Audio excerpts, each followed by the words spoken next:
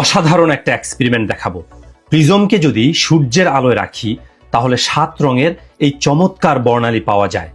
এই বিষয়টা নিউটনের জন্মের আগ থেকেই মানুষ জানতো, কিন্তু রঙগুলোর উৎস কি সেটার সঠিক ব্যাখ্যা ছিল না। বিজ্ঞানী রবার্ট হুক ভাবতেন প্রিজমে মিশে থাকা খাদের কারণে এই রং যুক্ত হয়, কিন্তু নিউটন বললেন সূর্যের আলো থেকেই এই রং আসে এবং তার যুক্তির পক্ষে প্রমাণ দেখানোর জন্য একটা এক্সপেরিমেন্ট করলেন। নিউটন একটা প্রিজম দিয়ে বর্ণালী তৈরি করলেন এবং সেই বর্ণালী থেকে নির্দিষ্ট রঙকে আলাদা করে ভিন্ন একটা প্রিজমের মধ্য দিয়ে প্রতিসরিত করলেন।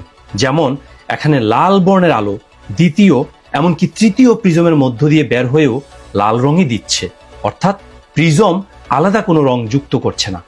বেগুনি রংটাও অন্য একটা প্রিজমের মধ্য দিয়ে প্রতিসরিত হয়ে বেগুনি রঙই দিচ্ছে। নিউটন যেভাবে দেখিয়েছেন আমি হুবহু সেভাবে দেখাইনি, তবে মূলনীতিটা একই। নিউটন মূলত এক্সপেরিমেন্টের মাধ্যমে প্রমাণ করেছেন দৃশ্যমান আলো 7টি রঙের মিশ্রণ। প্রিজম আলাদা করে কোনো রং যুক্ত বা বিযুক্ত করে না।